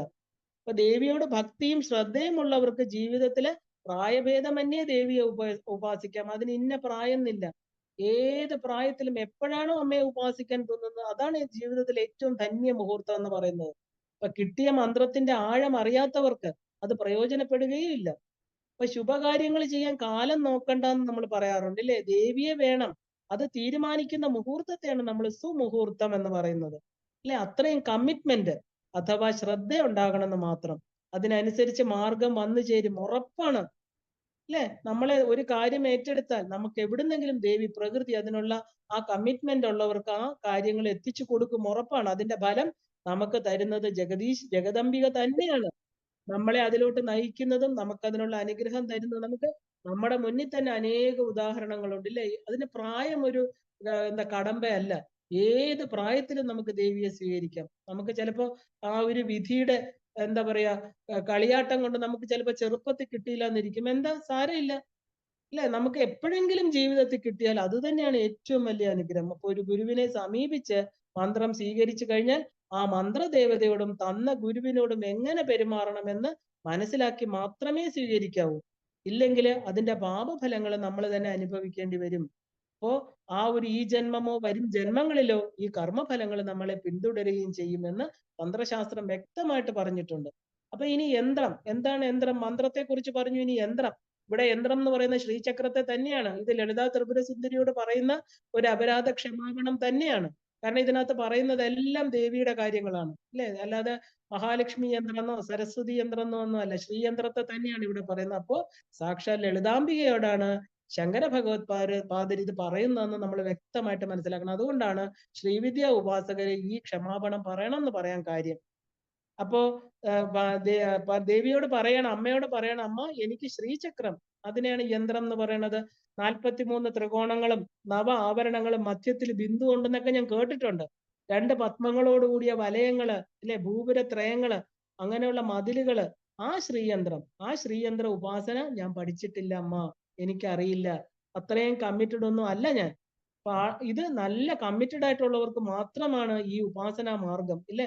ഇത് മോക്ഷ സാധനയാണെന്ന് അറിഞ്ഞ് ആത്മവിദ്യയിൽ രമിക്കാൻ സാധിക്കണമെങ്കിൽ ഇതിന്റെ ഇമ്പോർട്ടൻസും അതിന്റെ ആഴവും അറിയണം. അങ്ങനെയുള്ളവർക്ക് മാത്രമേ എന്താ പറയാ ഈ യന്ത്രവും മന്ത്രവും ഒക്കെ പറ്റുള്ളൂ, ഇല്ലേ? അപ്പൊ പിന്നെന്താ പറയണത്? തദവിജാനേ സ്തുതി മഹോ, എനിക്ക് ദേവിയെ സ്തുതിക്കാനും അറിയില്ല. അപ്പൊ മന്ത്രവും യന്ത്രവും അറിയില്ലെങ്കിലും ധാരാളം ദേവീ സ്തുതികളുണ്ട്, ഇല്ലേ? അതുകൊണ്ട് നമുക്ക് കോമ്പൻസേറ്റ് ചെയ്യാൻ പറ്റും. എന്നാൽ ലളിതാ ത്രിശതിയുണ്ട്, ലളിതാ സഹസ്രനാമമുണ്ട്, അഷ്ടോത്തരമുണ്ട്. ലളിതാ ത്രിശതി എന്നും ജപിച്ചാൽ ശ്രീവിദ്യാ മന്ത്രം ജപിക്കുന്നതിന് തുല്യമാണ്. കാരണം എന്താ? 15 അക്ഷരങ്ങളെ കൊണ്ട് 300 നാമങ്ങൾ ഉണ്ടാക്കിയിരിക്കുക. ഓരോ അക്ഷരം, അതായത് ഓരോ അക്ഷരം 20 നാമം, അല്ലെ? 20 × 15 300. അപ്പൊ ഇതിന് ശങ്കരാചാര്യ സ്വാമികൾ തന്നെ ഭാഷ്യം രചിച്ചിട്ടുമുണ്ട്. അപ്പൊ സൗന്ദര്യ ലഹരി ഒരു സ്തുതിയാണ്. അപ്പൊ ഇത് അറിയില്ല എന്ന് ശങ്കരാചാര്യർ പറയുന്നത് ആർക്ക് വേണ്ടിയിട്ടാണ്? നമുക്ക് വേണ്ടിയിട്ടാണ്, സാധാരണക്കാരായിട്ടുള്ള മനുഷ്യർക്ക്. ഈ മന്ത്രവും യന്ത്രവും ഒന്നും അറിയാത്തവർക്ക് എന്താ, കുറച്ച് സ്തുതികളെങ്കിലും വായിച്ചൂടെ? അമ്മയെ കൊണ്ട് സ്തുതിക്കുക, നമ്മുടെ നാവ് കൊണ്ട്, അല്ലെ? ആ ഒരു നവതാഭക്തിയിൽ കീർത്തനം ചെയ്യുക. അത് സാധാരണക്കാരായവർക്ക് ഇതൊക്കെ കുറച്ചൊക്കെ പഠിച്ച് ചെയ്യാം, ഇല്ലേ? ചെയ്യണം, അത് അനുഷ്ഠിക്കാൻ സാധിക്കും. അത് നമ്മളെ ഓർമ്മിപ്പിക്കുകയാണിത്. അപ്പൊ നമ്മൾ പോസ്റ്റ് ഗ്രാജുവേറ്റ് ലെവലിലൊന്നും പോണ്ട, LKG UKG മിഡിൽ ക്ലാസ് ലെവലിലെങ്കിലും നിന്നൂടെ? കാരണം ഒന്ന് സ്തുതിക്കുക, അമ്മയുടെ ചെറിയ സ്തുതികൾ, മലയാളം കൂട്ടി വായിക്കാമെങ്കിൽ ഏത് സ്തുതികളാണ് നമുക്ക് വായിക്കാൻ പറ്റാത്ത? അല്ല, ഇപ്പൊ PhD ലെവലിൽ ശ്രീവിദ്യാ മന്ത്രവും ശ്രീചക്ര ഉപാസനയൊന്നും പഠിച്ചില്ലെങ്കിൽ തന്നെയും ഈ ചെറിയ കാര്യങ്ങള് ഓരോ ജീവനും ചെയ്യണം എന്ന്. കാരണം എന്താ? അമ്മയാണ്, അല്ലെ? അപ്പോ ആ സ്തുതി എന്ന് പറയുന്നത് ഏത് പ്രാരാബ്ധക്കാർക്കും, ആ അറിവ് കുറഞ്ഞവർക്കും ചെയ്യാം. ഇന്ന് ലളിതാ സഹസ്രനാമം ചൊല്ലാത്തവര് കുറവാണ്, ഇല്ലേ? അപ്പൊ അങ്ങനെ ഒരു സ്തുതിയെ എന്താ പറയാ, സ്തുതിയെങ്കിലും നിത്യപാരായണം ചെയ്താൽ മതി. അത് ആ മന്ത്ര യന്ത്ര തന്ത്രങ്ങൾക്ക് പഠിച്ചില്ലെങ്കിൽ പോലും ആ സ്തുതി കൊണ്ട് തന്നെ അമ്മ വളരെ സന്തോഷിച്ച് അനുഗ്രഹം ലഭിക്കും. പക്ഷേ ആ തെറ്റില്ലാതെ അർത്ഥമറിഞ്ഞ് ജപിച്ചാല് വളരെ സന്തോഷം. കാരണം എന്താ? അതില് അർത്ഥമറിയാതെ ജപിച്ചു കഴിഞ്ഞാൽ തെറ്റുകൾ വന്നുകൂടും. കാരണം നാമാവലി പഠിച്ച് എവിടെ മുറിക്കണമെന്ന് അറിഞ്ഞ് സ്തോത്രം ചൊല്ലിയില്ലെങ്കിൽ നമുക്ക് അർത്ഥമറിയാതെ, ഇപ്പൊ നമ്മളെ ഒരു കടയിൽ ചെല്ലണോ, അല്ലെ? നമുക്കൊരു ആളിനെ കടയിൽ അയക്കണം, മലയാള അക്ഷരം കൂട്ടി വായിക്കാൻ അറിഞ്ഞൂടാത്ത ഒരാളെ കടയിൽ അയച്ചിട്ട് നമുക്ക് എന്താ, ഒരു സാധനം വാങ്ങിക്കണം, നമുക്ക് സുഖമില്ല, കാപ്പി ഉണ്ടാക്കണം. അതിന് വേണ്ടിയിട്ട് നമ്മൾ 3 സാധനങ്ങൾ പറഞ്ഞയക്കുകയാണ് കടയിൽ. ഒരു ഉദാഹരണം പറയുന്നതാണ്. ചുക്കുമു, ലഗതി, പലി എന്നൊക്കെ ചെന്ന് പറഞ്ഞു കഴിഞ്ഞാൽ നമുക്ക് സാധനം കടക്കാരന് തരാൻ പറ്റുമോ? അല്ലെ? നമ്മൾ കറക്റ്റായിട്ട് ഉച്ചരിക്കാൻ പഠിക്കണം. കാരണം ആ ചുക്ക്, മുളക്, തിപ്പലി, ഇതാണ് കാപ്പി ഉണ്ടാക്കാൻ വേണ്ട സാധനങ്ങൾ. അതിന് നമ്മൾ ചുക്കുമു, ലഗതി, പലി എന്നൊക്കെ ഇങ്ങനെ പറഞ്ഞു കഴിഞ്ഞാൽ നമുക്ക് തെറ്റായിട്ട് പറയാൻ പാടില്ല. ദേവി മന്ത്രങ്ങളും ദേവി സ്തുതികൾ പോലും നമ്മൾ തെറ്റായിട്ട് പറയാൻ പാടില്ല. അപ്പൊ ഇതിന് അർത്ഥം ഉണ്ടാവണമെങ്കിൽ എന്താ? ഇപ്പൊ ഇങ്ങനെ പറഞ്ഞു കഴിഞ്ഞാൽ നമുക്ക് കടക്കാരൻ എന്തെങ്കിലും തരുമോ? അപ്പൊ കാപ്പി ഉണ്ടാക്കാൻ എനിക്ക് ചുക്ക് വേണം, മുളക് വേണം, തിപ്പലി വേണം, ക്ലിയർ ആയിട്ട് പറഞ്ഞു കഴിഞ്ഞാൽ കടക്കാരൻ ഉടനെ എടുത്തു തരും. അപ്പൊ ദേവിയോടാണെങ്കിൽ പോലും, അല്ലെങ്കിൽ അത്രയും ഉയർന്ന ഭക്തരായിരിക്കണം. തെറ്റായിട്ട് പറഞ്ഞതുപോലും ദേവി ക്ഷമിച്ചത് നമ്മളെ പല കഥകൾ അറിയാം, അല്ലെ? അപ്പൊ ഇവിടെ നമ്മള് പരമാവധി അർത്ഥം മനസ്സിലാക്കിയിരിക്കണം എന്ന് പറയാൻ കാരണം അതുകൊണ്ടാണ്. ലളിതാ സഹസ്രനാമത്തില് 72 നാമങ്ങള് ദണ്ഡകമാണ്, 16 അക്ഷരമുള്ള നാമങ്ങളാണ്. ഈവൻ ലളിതാ സഹസ്രനാമം നല്ലതായിട്ട് ജപിക്കുന്നവർ പോലും അവിടെ മുറിച്ച് ചിലപ്പോൾ പറയാറുണ്ട്, ഇടയ്ക്ക് പിരിക്കാൻ പാടില്ല, അല്ലെ? ആ ഒരു ദേവിയുടെ ബാഹ്യ വർണ്ണന എല്ലാം തന്നെ നമ്മളിപ്പോ ശ്യാമള ദണ്ഡകം എന്ന് പറയും പോലെ 16 ദണ്ഡകം എന്ന് പറഞ്ഞാൽ വടി, ഒരു 16 അക്ഷരങ്ങൾ ചേർന്ന ഓരോ വടിയാണത്. അവിടെ നമ്മൾ പിരിച്ച് ചെമ്പക, ശോക, പുന്നാക, സൗഗന്ധിക, ലസത്കജ എന്ന് പറയാൻ പാടില്ല. കാരണം അവിടെ പിരിക്കാൻ പാടില്ല. പിരിച്ചു കഴിഞ്ഞാൽ ദേവിയുടെ അതിന് മന്ത്രശുദ്ധി നമുക്ക് അവിടെ നഷ്ടപ്പെടും. പലരും ഇങ്ങനെ ഇരുന്ന് എന്താ പറയാ, ലളിതാ സഹസ്രനാമം ഒരു കസേര, ആടുന്ന കസേരയിൽ ഇരുന്ന് ഇങ്ങനെ ആടി ആടി, ഞാൻ കണ്ടിട്ടുള്ളതാണ്. ആടി എന്താ പറയാ, ചെമ്പക, ശോക, പുന്നാക, സൗഗന്ധിക, ലസത്കജ, ഇങ്ങനെ എന്താ ഒരു പാട്ട് പോലെ പാടും. അങ്ങനെ പാടാൻ പാടില്ല. ലളിതാ സഹസ്രനാമം പാടില്ല എന്ന് പറഞ്ഞാൽ മുഖേന പറഞ്ഞു തന്നിട്ടുള്ള കാര്യങ്ങളാണ് ഞാൻ ഇത് പറയുന്നത്. സ്ട്രെയിറ്റ് ആയിട്ടിരുന്ന് നട്ടെല്ല് നിവർത്തി വെച്ചുകൊണ്ട് ചെമ്പകാശോക, പുന്നാക, സൗഗന്ധിക, ലസത്കജായി എന്ന് തന്നെ ഒറ്റ രീതിയിൽ ശ്യാമള ദണ്ഡകത്തില് ആ സുധാസമുദ്രാന്ത എന്ന് പറഞ്ഞ ആദ്യത്തെ ആ ഒരു തുടങ്ങുന്ന പോലെ തന്നെ വേണം നമ്മൾ ഈ ലളിതാ സഹസ്രനാമത്തിലെ 72 നാമങ്ങൾ പിരിക്കാൻ പാടില്ല. പിരിച്ചു കഴിഞ്ഞാൽ, പ്രത്യേകിച്ച് ദേവി ഉപാസകര് പിരിച്ചു കഴിഞ്ഞാൽ അതിന്റെ പാപം നമുക്ക് കിട്ടും. കാരണം ദേവിയെ ഇപ്പൊ ഈ പറഞ്ഞ പോലെ അർത്ഥമില്ലാത്ത വാക്കുകളായി പോകും. അപ്പോ എന്താണ്, ആ നമ്മൾ വികലമായിട്ട് ജപിക്കരുതെന്ന് മാത്രം. പിന്നെ എന്താ പറയുന്നത്, എന്നാ ചാഹ്വാനം. ദേവി പൂജയിലെ ആദ്യത്തെ ക്രിയയാണ് ആവാഹന ക്രിയ. എന്താ ഇതിനകത്ത് ശങ്കരാചാര്യ സ്വാമിയാണ് പറയുന്നത്, എനിക്ക് ആഹ്വാനം ചെയ്യാനൊന്നും അറിയില്ല അമ്മേ, എനിക്ക് എന്താ ആവാഹനം ചെയ്യാൻ അറിയില്ല. എന്തിനാ ആവാഹനം ചെയ്യുന്നത്? നമ്മൾ ഏതിലാണോ ദേവിയെ വിളിച്ചിരുത്തി പൂജിക്കാൻ നമ്മൾ ഉദ്ദേശിക്കുന്നത്. ഇപ്പൊ നമ്മളൊരു വീട്ടില് പൂജ നടത്തുകയാണെങ്കിൽ നമ്മളൊരു പത്മം ഇട്ട് ദേവിയെ വിളക്ക് വെച്ച് ദേവിയെ വിളക്കിലോട്ട് ആവാഹിക്കും, ഇല്ലേ? അല്ലെങ്കിൽ ദേവിയെ എന്താ ഏതിലാ നമ്മൾ വിഗ്രഹത്തിൽ ആരാധിക്കാം, വിഗ്രഹത്തിൽ ആവാഹിക്കാം, കലശമാകാം, വിളക്കിൽ ചെയ്യാം, ശ്രീചക്രത്തിൽ ചെയ്യാം, പീഠത്തിൽ ചെയ്യാം, വാൽക്കണ്ണാടിയിൽ ആവാഹിക്കാം. ഇവിടേക്ക് അമ്മ വിളിക്കും നമ്മൾ, അല്ലെ? ആഗച്ഛ ആഗച്ഛ, വരൂ അമ്മേ, ഇരിക്കൂ എന്ന് പറഞ്ഞ് നമ്മൾ ആ ഒരു മന്ത്രത്തോടു കൂടി നമ്മുടെ മുദ്രകളോട് കൂടിയാണ് നമ്മളെ ശ്രീചക്രത്തിലേക്ക് അമ്മയെ വിളിക്കുന്നത്. ത്രികണ്ഠ മുദ്ര വെച്ച് ഹൃത്പത്മ മധ്യേ എന്ന് പറഞ്ഞിട്ട് ആ മഹാപത്മാടവി സംസ്ഥായി എന്ന് പറഞ്ഞ അവിടുന്ന് അമ്മയെ വിളിക്കുക. അമ്മ എവിടെയോ ഇരിക്കുന്ന നമ്മുടെ ഉള്ളിലാണെങ്കിലും നമുക്കതിനൊരു നിയമമുണ്ട്. അപ്പോ ആ ആഹ്വാനം എന്ന് പറഞ്ഞാൽ എന്നാ, ആഹ്വാനം എന്ന് പറഞ്ഞാൽ എന്താ? ആഹ്വാനം എന്നത് എനിക്ക് അറിയില്ല അമ്മേ. അപ്പൊ അമ്മയെ വിളിക്കുക എന്ന് പറഞ്ഞാൽ എന്താ? നമ്മൾ സാധാരണഗതിയിൽ ഒരു വിശിഷ്ട അതിഥിയെ നമ്മൾ വിളിക്കണമെങ്കിൽ എന്താ ചെയ്യുക? ആദ്യം അവരുടെ വീട്ടിൽ ചെന്ന്, നമ്മളൊരു വലിയ VIP വിളിക്കണമെങ്കിൽ ഫോണിൽ വിളിക്കാറില്ല, അവരുടെ വീട്ടിൽ ചെന്ന് നമ്മൾ അവരെ ഇൻവൈറ്റ് ചെയ്യും, അല്ലേ? വരണം, എന്റെ വീട്ടിൽ ഇന്ന ദിവസം ഫംഗ്ഷൻ ഉണ്ട്, വരണം എന്ന് പറഞ്ഞിട്ട് നമ്മൾ ഇൻവിറ്റേഷൻ കൊടുക്കും. അല്ല, ഫോണിലൊന്നും അവരെ വിളിക്കില്ല. ഓരോരുത്തരുടെ ഗ്രേഡ് അനുസരിച്ച് ഗുരുക്കന്മാരെ നമ്മൾ വീട്ടിൽ ചെന്ന് ക്ഷണിക്കും, ഇല്ലേ? അല്ല, ഫോണിൽ കൂടെ, നമ്മുടെ ഈക്വൽസിനെയാണ് നമ്മൾ ഫോണിൽ കൂടെ വിളിക്കുക. അപ്പൊ അവിടെ ചെന്നിട്ട് ഇപ്പൊ ദേവിയെ നമ്മൾ എങ്ങനെയാ വിളിക്കുന്നത്? അമ്മയുടെ വീട്, അല്ലെ? നമ്മുടെ മനസ്സുകൊണ്ട് സങ്കല്പിച്ചിട്ട്, അതാണ് അതിന്റെ മര്യാദ. മനസ്സുകൊണ്ട് സങ്കല്പിച്ച് അമ്മ എവിടെയാണോ ഇരിക്കുന്നത്, അമ്മ എവിടെയാ? ശ്രീപുരത്തിൽ ചെന്ന്, ചിന്താമണി ഗൃഹത്തില്, അവിടെ ആ പഞ്ചബ്രഹ്മാസനത്തിൽ ഇരിക്കണം അമ്മയെ സഭയിൽ ചെന്ന് ക്ഷണിച്ച് കൂട്ടിക്കൊണ്ടുവരണം. ഈ ഭാവമാണ് ആവാഹനം എന്ന് പറയുക. അതുകൊണ്ടാണ് നമ്മൾ ആ ത്രികണ്ഠ മഹായോനി കഴിഞ്ഞിട്ടാണ് ത്രികണ്ഠ, മൂന്നായിട്ട് നിൽക്കുന്ന പ്രപഞ്ചം എന്ന് പറയുന്ന ത്രിപുടിയാണ്. 3 ഉണ്ട്, അല്ലെ?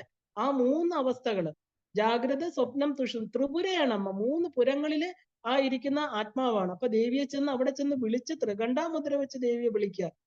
അപ്പൊ ആ ആവാഹന മുദ്ര ആവാഹിച്ചു കൊണ്ടുവന്നിട്ട് എന്താ, നമ്മുടെ ശ്വാസത്തോടു കൂടി, പുഷ്പത്തോടു കൂടി, ശ്രീചക്രത്തിലോ വിളക്കിലോ എവിടെയാണ് അമ്മയെ ഇരിക്കേണ്ടത്, അല്ലെങ്കിൽ ജലത്തിലായിക്കോട്ടെ, കലശത്തിൽ ചെയ്യാം. അപ്പൊ അമ്മയെ അങ്ങനെ കൊണ്ടുവരണ അതിന് മന്ത്രങ്ങളുണ്ട്, ആവാഹന മുദ്രകളുണ്ട്, അതിനൊരു പ്രത്യേക രീതിയുണ്ട്. അതനുസരിച്ച് മാത്രമേ അമ്മയെ ചെയ്യാവൂ. കാരണം അമ്മ പ്രോട്ടോകോൾ അനുസരിച്ചാണ് അമ്മയെ നമ്മൾ ശ്രീചക്രത്തിൽ കൊണ്ടുവരേണ്ടത്. അല്ലെ, അവിടെ നമ്മുടെ അമ്മ എന്നൊന്നും ഉള്ളതല്ല, ജഗദംബികയാണ്. ആ മന്ത്രത്തിനും യന്ത്രത്തിനും തന്ത്രത്തിനും കീഴ്പ്പെട്ട് അമ്മയെ കൊണ്ടുവന്നിരുത്തി നമ്മൾ പൂജ ചെയ്യുകയാണ്. അല്ലെ, എനിക്ക് മന്ത്രമോ യന്ത്രമോ ഒന്നും അറിഞ്ഞുകൂടാന്ന് പറഞ്ഞ് എന്ത് വേണമെങ്കിലും ചെയ്യാം, അമ്മ ക്ഷമിക്കാതെ വേറെ കാര്യം. ഇവിടെയോ ആവാഹന മുദ്രയുണ്ട്. അപ്പൊ പറയുന്നു, മന്ത്രങ്ങൾ എനിക്കറിയില്ല, ഈ തന്ത്രം, ഈ ടെക്നിക്ക് എനിക്കറിയില്ല, ആവാഹന മുദ്രകളും എനിക്കറിയില്ല, ഞാൻ ചെയ്തിട്ടില്ല. ഇനി ദേവിയുടെ ധ്യാനം, ഇപ്പൊ ധ്യാന ശ്ലോകങ്ങൾ ധാരാളം ഉണ്ട്, ഇല്ലേ? സിന്ദൂരാരുണ വിഗ്രഹം, ഇങ്ങനെ അനേക ധ്യാനങ്ങളുണ്ട്, അതും ഞാൻ പഠിച്ചിട്ടില്ല. അപ്പൊ എങ്ങനെ ഏത് രൂപത്തിൽ ധ്യാനിക്കണം, അമ്മയെ കൊണ്ടുവരണം എന്ന് എനിക്ക് അറിയത്തില്ല. അപ്പൊ തദപിന ജാനേ സ്തുതി കഥ, ദേവിയുടെ കഥകളോ സ്തുതികളോ ഒന്നും അറിയില്ല. ന ജാനേ മുദ്രാസ്തേ തദപിന ജാനേ വിലപനം. അപ്പൊ ദേവിയുടെ താന്ത്രിക പൂജകളില് മുദ്രകൾ ഒരു വളരെ പ്രധാന ഘടകമാണ്. പല മുദ്രകൾ പ്രകടിപ്പിച്ച് നമ്മൾ അമ്മയെ സന്തോഷിക്കണം. എന്താ മുദ്ര? മുദം രാവീതി ഇത് മുദ്ര. സന്തോഷത്തെ ഉണ്ടാക്കാനായിട്ട് പ്രതീകാത്മകമായി ചെയ്യുന്നതിനെയാണ് നമ്മൾ മുദ്ര. നമ്മുടെ മനസ്സാണ് കാണിക്കുന്നത്. ഇപ്പൊ ദേവിക്ക് വാക്കുകളോ നമുക്ക് പറയാൻ പറ്റിയില്ലെങ്കിൽ എന്താ, അമ്മയ്ക്ക് ഏറ്റവും ഇഷ്ടം മുദ്രയാണ്. അതുകൊണ്ടാണ് ദശമുദ്ര സമാരാധ്യ, അമ്മയുടെ പ്രപഞ്ചത്തെ സൃഷ്ടിക്കുന്ന രൂപമാണ് ആദ്യത്തെ ദശമുദ്രയിൽ 5 അല്ലെ? അപ്പൊ ഇതാണ് അമ്മ. അമ്മ ഇത് ചെയ്ത കർമ്മങ്ങളെ നമ്മൾ കാണിച്ചു കൊടുക്കുകയാണ്. അപ്പൊ ആ ദശമുദ്രകളിലൂടെ അമ്മ പ്രപഞ്ചമായിട്ട് തീരുന്നതും തിരിച്ച് മഹായോനിയിലൂടെ ജീവനുകൾ വരുന്നതും ത്രികണ്ഠാമുദ്രയിലൂടെ അമ്മയുടെ തിരിച്ചു പോക്കുമാണ് നമ്മൾ അമ്മയെ കാണിക്കുന്നത്. അമ്മയ്ക്ക് ഭയങ്കര സന്തോഷമായി, അല്ലേ? ആ ജഗത് ജനനിയായിരിക്കണം അമ്മ. ഈ എന്റെ കുഞ്ഞിന് ഇതെല്ലാം അറിയാമല്ലോ, ഇതെല്ലാം പഠിച്ചിട്ട് കണ്ടില്ല എന്റെ മുമ്പിൽ ചെയ്യുന്ന ആ മുദ്രകൾ നോക്കൂ. ഏറ്റവും അമ്മയ്ക്ക് ഇഷ്ടം ദശമുദ്രകളാണ്. 10 മുദ്ര, അതാണ് ശ്രീമാത, ശ്രീ മഹാരാജ്ഞി, ശ്രീമത് സിംഹാസനേശ്വരി. ആ 3 സൃഷ്ടി, സ്ഥിതി, സംഹാരം എല്ലാം ഈ മുദ്രയ്ക്കകത്ത് വരുന്നുണ്ട്. അപ്പൊ മുദ്ര എന്ന് പറഞ്ഞാൽ നമ്മുടെ മനസ്സ് ആ മുദ്രകളിൽ കൂടെ കാണിച്ചു കൊടുക്കുക. നമ്മൾ വാട്സാപ്പിൽ കണ്ടില്ലേ, സിമിലികളായിട്ട് നമ്മൾ സന്തോഷം വരെ ഒരു തംസപ്പ് കാണിക്കും. വളരെ എളുപ്പമാണ്, അക്ഷരങ്ങളൊന്നും ടൈപ്പ് ചെയ്യേണ്ട. അല്ലെ? നമ്മൾ ഒരാള് ഒരു വിജയം ഇടുമ്പോ നമ്മൾ ഉടനെ ഒരു തംസപ്പ്, ആ ശരി, ഓക്കെ. നമസ്കാരം, ഒരാൾ നമ്മളെ പ്രായത്തിന് മൂത്തവർ ഇല്ലെങ്കിൽ എന്തെങ്കിലും കണ്ടു ഉടനെ ഒരു തൊഴിലിട്ടു, കഴിഞ്ഞു. എളുപ്പമുണ്ടല്ലേ? ഇല്ലെങ്കിൽ നമ്മൾ കൈകൊട്ടും, ക്ലാപ്പിംഗ് കാണിക്കും. പല പല ഘട്ടങ്ങളിൽ നമ്മുടെ മനസ്സിൽ ഏത് വികാരമാണോ അതിനെ പ്രകടിപ്പിക്കാനാണ് നമ്മൾ അത് ഉപയോഗിക്കുന്നത്. നമ്മൾ ഹാർട്ടിന്റെ പടം ഇടും, എനിക്ക് ഭയങ്കര സ്നേഹമാണ് അല്ലെ, ഒരു ഹാർട്ടിന്റെ പടം ഇട്ടു. എന്താ നമ്മൾ അതിൽ നിന്ന് മനസ്സിലാക്കുന്നത്? അതിനകത്ത് എന്തെങ്കിലും പറഞ്ഞോ? വാക്കുകൾ ഉണ്ടായോ? ഇല്ലല്ലോ.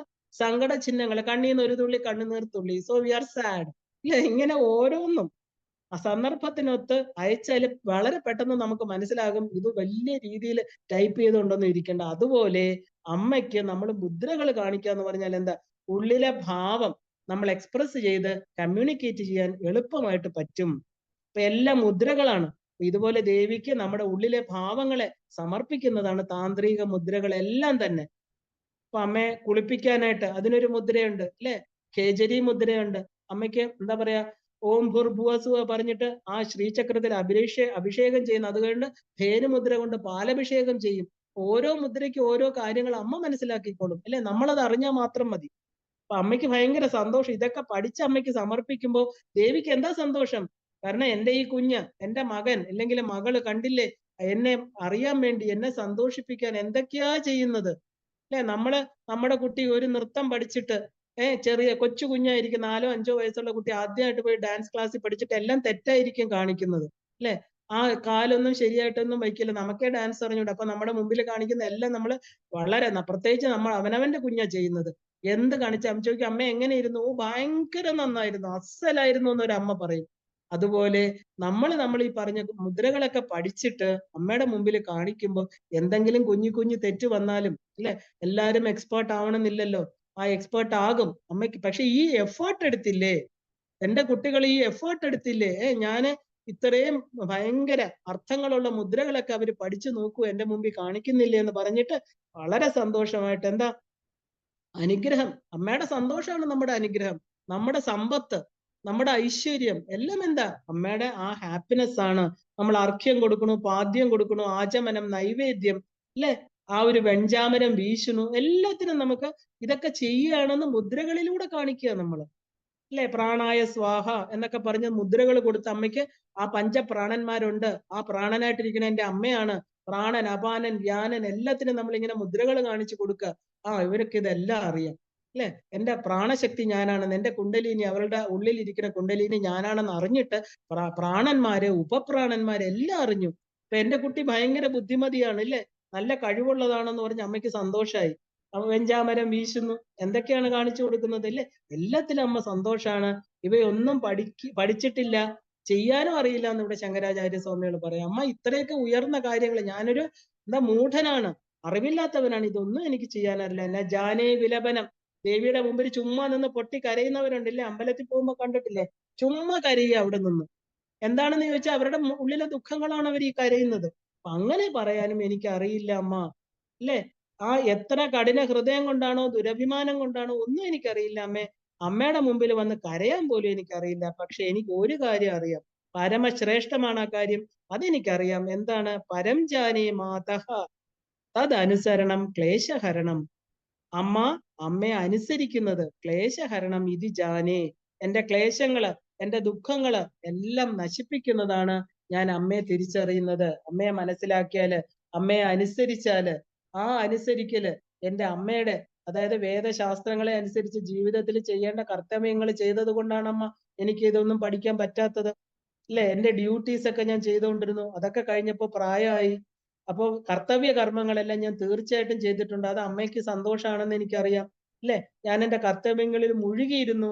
അപ്പൊ അവിടുത്തെ തന്ത്രം, യന്ത്രം, മന്ത്രം, സ്തുതി ഒന്നും പഠിക്കാനോ ആചരിക്കാനോ എനിക്ക് പറ്റിയില്ല. പക്ഷെ അമ്മയുടെ നിർദ്ദേശമുള്ള കർമ്മങ്ങള്, അതായത് കർത്തവ്യങ്ങള്, ഡ്യൂട്ടീസ് ഞാൻ ചെയ്തിട്ടുണ്ട്. കാരണം ധർമാർത്ഥ കാമമോക്ഷങ്ങളിൽ എന്റെ ധർമ്മം എന്താണ്?